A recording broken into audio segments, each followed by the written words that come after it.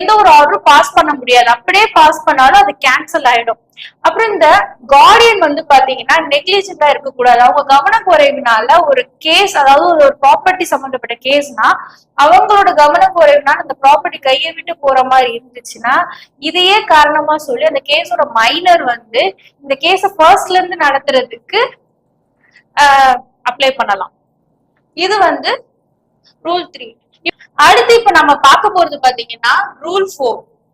Rule 4ல வந்து இந்த Guardian and best friend அப்படின்றத நம்ம சொல்றோம் இல்லையா, இவங்க வந்து யார் யார் இருக்கலாம், அவங்களுக்கான கண்டிஷன்ஸ் இத சொல்றதுதான் இந்த ரூல் நம்பர் 4.